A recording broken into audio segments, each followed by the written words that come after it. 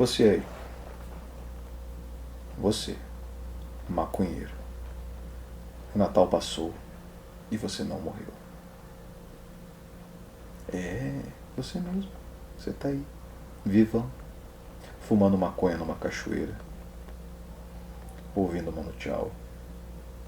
Maconheiro, esse ano você também não vai morrer.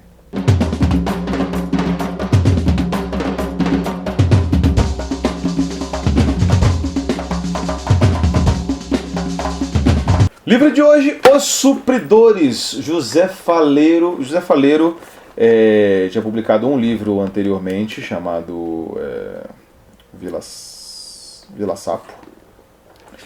E agora lança então seu primeiro romance, né? Você lançou um livro de contos, agora lança o primeiro romance pela editora Todavia. Escritor gaúcho, né? De Porto Alegre, porto-alegrense, né? Então, porra, meu. O cara lançou já um romance pela Todavia, meu. Isso é triafu. Você gosta de sotaque, Murilo? Murilo gosta, Murilo acha charmoso, acha sexy. Gosta de ver umas gatinhas falando com esse sotaque. Vai, meu. Tu quer ir lá no gasômetro? Triafu, gasômetro. Quer ir na lancheria do parque? Do parque? Quer ir na lancheria do parque, meu?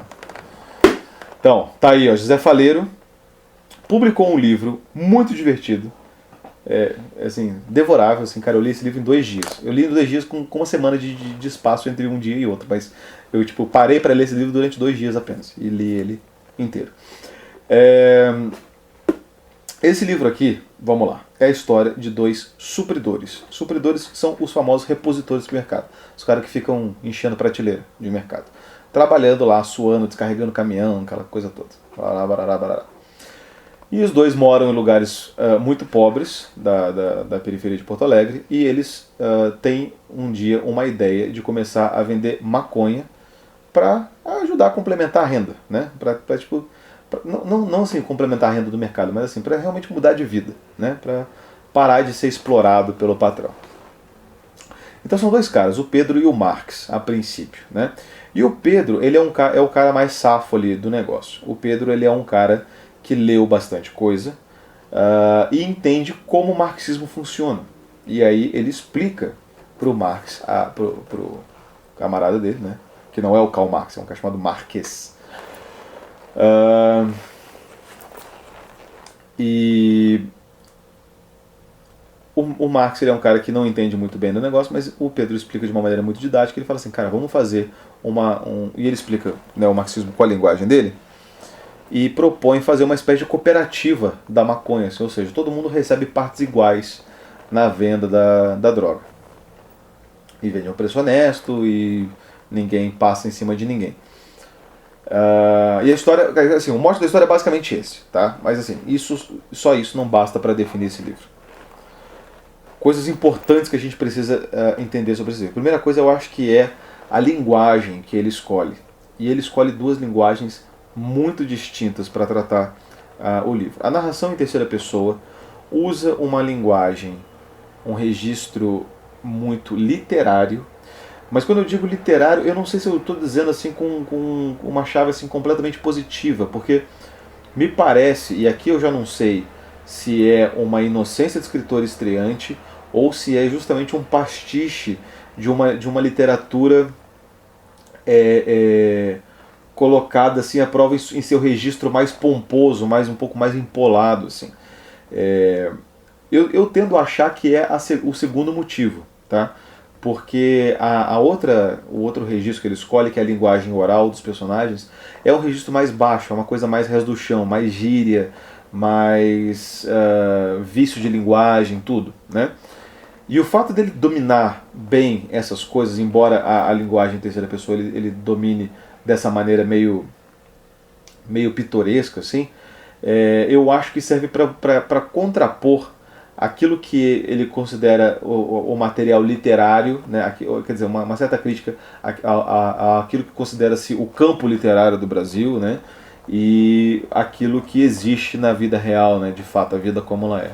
Eu acho que foi esse o contraste que ele quis fazer, mas eu corro sério risco de ser um daqueles críticos que estão analisando uma parada feita completamente na inocência, falando assim, olha, veja bem a intenção do autor, sabe aquelas coisas, né, meio Basquiat, assim, né, o Basquiat, a galera pode falar assim, isso aí até meu primo de 12 anos aí faz, você, e eu falo assim, não, veja bem, está aqui o negócio, parará, parará.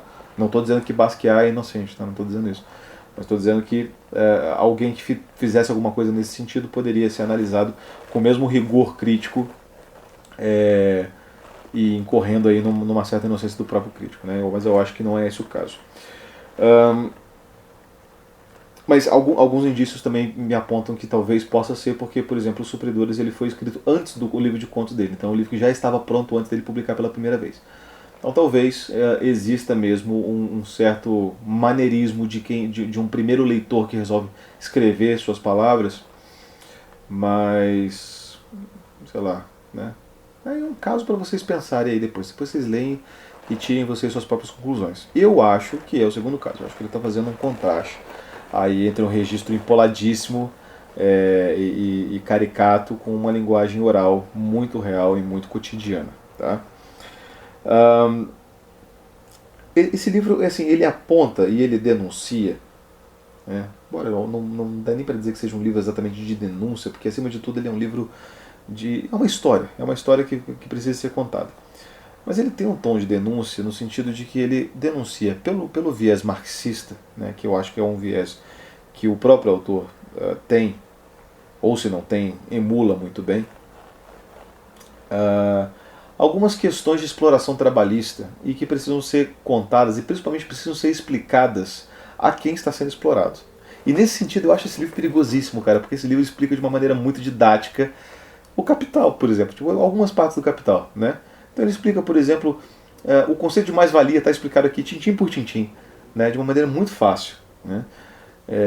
E convincente, né? E que faz completo sentido para quem quer que ouça, né? Para quem quer que já tenha sido explorado, vai entender. Você não vai explicar isso aqui para um cara do Partido Novo que ele vai achar que, né, porque ele nasceu, ele merece ter aquilo, você nasceu pobre, então você merece ter essa pobreza toda, então tipo, nem adianta discutir. Mas para alguém que já tenha sido, né, levado aí um quinute nas costas, eu acho que existe um tom assim pedagógico importantíssimo para esse livro. Então assim, cara, sei lá, bicho, se a gente incorrer aí numa ditadura neoliberal aí, acho que esse livro aqui vai ser o primeiro aí que a galera vai dar um jeito de dar um sumiço nele, porque o jeito que me explica é muito bacana. Assim. Muito embora, claro, que ele precise explicar depois. A parte mais difícil do Capital, vamos falar a verdade, né? A parte mais difícil do Capital é essa parada de explicar o preço das coisas, né, cara? Como você precifica o negócio é uma coisa muito difícil. Mas também não é só porque é difícil e tem alguns loopholes, alguns buracos ali, que aí vem essa galera do Instituto Mises aí e acha que consegue dar um nó em Marx, né? Uns gordinhos criados com leite com pera ali, né? Tipo, o Constantino, sua turma ali e tal. Mas também não é assim que funciona. Ele denuncia também, cara, essa coisa do dinheiro e da importância do dinheiro na vida das pessoas, mas não a importância como a gente conhece, a importância do dinheiro, a importância para você pagar suas contas, para você... Mas principalmente a importância do dinheiro para influenciar na sua capacidade de sonhar, na sua capacidade de vislumbrar futuro, na sua capacidade de querer algo melhor, de ter ambição, né? Tudo isso está aqui nesse livro. Então quando o cara começa a ganhar mais dinheiro, eles começam a querer pensar em coisas, a querer melhorar de vida, começar a querer melhorar a vida dos outros à sua volta, né? Começa a sonhar, né? Sonhar mesmo, assim, é uma coisa que tipo, quando você não tem dinheiro você não sonha. E eu acho que esse ano particularmente de 2020 foi um ano que todo mundo pôde experimentar de alguma forma isso, porque assim, de certa maneira todo mundo que tem dinheiro não pôde botar o dinheiro para circular, para realizar sonho, porque esse ano não teve sonho para ser realizado. Esse ano foi o ano de ficar em casa, cara, bater punheta, pedir pizza pelo telefone e ver Netflix. E foi isso. E foi isso que todo mundo fez no Brasil em 2020, né? Então, eu acho que você pode imaginar como é que é isso, e acima disso você pode tirar assim, pode tirar o Netflix, pode tirar a pizza pelo telefone, cara. Você só paga suas contas, você só sobrevive comprando cesta básica e mercado, etc. Então acho que você consegue entender muito bem o que é você não sonhar e você se sentir preso, né, e tolhido pela sua falta de opção, né? Eu acho que esse livro aqui explica, mas eu acho que o ano já explicou isso melhor do que qualquer pessoa possa te dizer ou possa te explicar isso algum dia. Eu acho que todo mundo pôde experimentar isso, né? Cara, esse livro, assim, eu achei ele, assim, como eu te falei, devorável, divertidíssimo. Ele tem algumas coisas que passam por uma certa... Não sei, algumas saídas dele assim, são muito fáceis, são muito convenientes. Eu postei esse livro no Instagram porque eu falei, cara, esse livro aqui tem que ser adaptado para o cinema logo, isso aqui vai dar um filmaço, vai ser divertido demais. E alguém comentou assim, não sei se zoando ou se falando sério, que esse livro aqui era uma espécie de coleção vagalume para mais de 18 anos. Mas assim, eu não acho isso pejorativo, porque assim, primeiro que a coleção vagalume é do caralho, todo mundo tem muita saudade dela, né? Eu acho que forma leitores. E eu acho que se por coleção vagalume a pessoa quis dizer um livro assim acessível pra caramba, fácil de ler e instrutivo em muitas coisas, cara, eu acho que sim. E vou te falar, cara, 18 mais eu acho que nem tanto, assim, acho que pode ser a coleção vagalume e pronto, porque eu lembro de ter lido alguns livros, bom, tudo bem que não era da coleção vagalume, mas eu li alguns livros quando eu era criança, que eram livros infantis juvenis, que eles eram bem gores e bem violentos, assim, tipo, já leu aqueles João Carlos Marinho, assim, Gênio do Crime, Gênio do Crime, maníaco janeleiro, tem umas paradas assim, né? Sangue fresco dos meninos são sequestrados pra roubarem sangue dele na Amazônia, uma parada assim. Cara, assim, tipo, não é um negócio assim, tipo, tão levinho assim, né? Tão family friendly como as pessoas gostam de lembrar, né? Mas sim, eu acho que esse livro aqui, acima de tudo, é um livro meio sem idade pra você ler, assim. Acho que você, o leitor de 13, 14 anos que pegar esse livro aqui vai se divertir um monte, eu tenho certeza disso. Algumas mães e alguns pais não vão querer colocar esse livro na mão porque fala de maconha, que é uma coisa feia, que é uma coisa que meu filho nunca vai experimentar. E enfim, né, cara? A menos que você seja a mãe do Murilo. Aí a mãe do Murilo realmente pode falar isso. Seu filho nunca vai experimentar maconha. E de fato, mas não é sua mãe? Dona Alice. Mas Dona Doralice aí, cara. Então, Dona Doralice está de parabéns aí pela criação do filhão, né? O Murilo está aí, stray edge, até depois de velho. Então, acho que tá tudo bem. Mas, no geral, cara, né? Deixando um pouco o cinismo de lado e sabendo que todo mundo vai ter contato com drogas e depravações de todo tipo, né? A menos que você fique muito assustado e meta tua cria, sei lá, numa igreja evangélica da vida, para nunca mais ter contato com... Você sabe que evangélico tem uma coisa, né, que eles falam que é o mundo e a graça, né? Ou seja, a graça é a bolha que eles vivem, assim, a bolha que só vê em filme evangélico, só ouve música evangélica, só não sei o quê, e aí o mundo é todo o resto, né? As coisas seculares, as coisas que, sei lá, pode ter coisa ruim no meio, fala palavrão, tem caveira, o símbolo de morte, não sei o que e tal, tá, beleza, né? Então, tá aí. Acho que a função social desse livro está muito bem dada, né? Se a gente for pensar em livros nesses termos, é uma coisa que eu não gosto muito de pensar, mas se você for fazer nesse sentido, eu acho que sim. Eu prefiro analisar o livro pelo livro mesmo, né? E deixo para as pessoas que gostam muito mais do que eu de politizar a literatura, né? Embora eu politize também, mas eu acho que tem gente que faz isso com mais paixão e mais afinco do que eu, então eu deixo para essas pessoas fazerem isso. Mas ele tem uma função social muito importante de ser desempenhada, e eu acho principalmente que os supridores eles têm um certo fundo de experiência do Zé Faleiro, que foi um cara também trabalhador, colarinho azul, que a partir dessas experiências começou a pensar e começou a ler, né, literatura, e começou a pensar sobre a questão de dinheiro e trabalho, e pôde colocar aqui nesse livro tudo aquilo que ele pensa, né, toda a visão de mundo dele sobre relação trabalhista, né? Então eu acho que é isso, cara. Eu acho que é um livro que ele não é sectário de nenhuma maneira, sabe? Ele é um livro muito inclusivo, né, para todo mundo. Então, cara, trabalhadores do mundo, univos e leiam este livro aqui, bem bacana, tá? Já leram José Faleiro, já leram Supridores,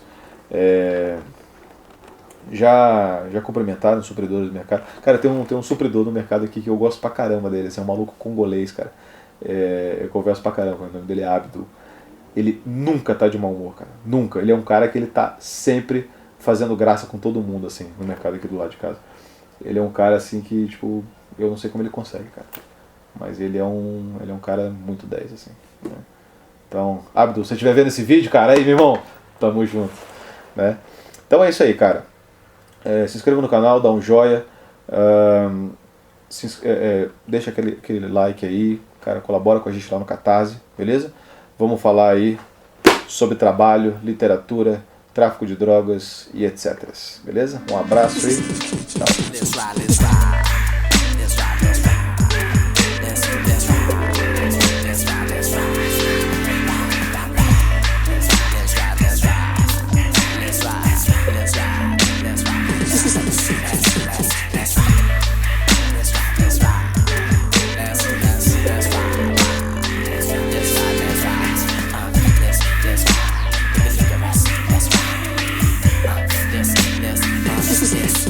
Represent M-I-A-M-I. Drive like a semi. Am I just another brother like a lover like am I? Think not, blink not to drink. I don't need you drunk a recipe for liquor.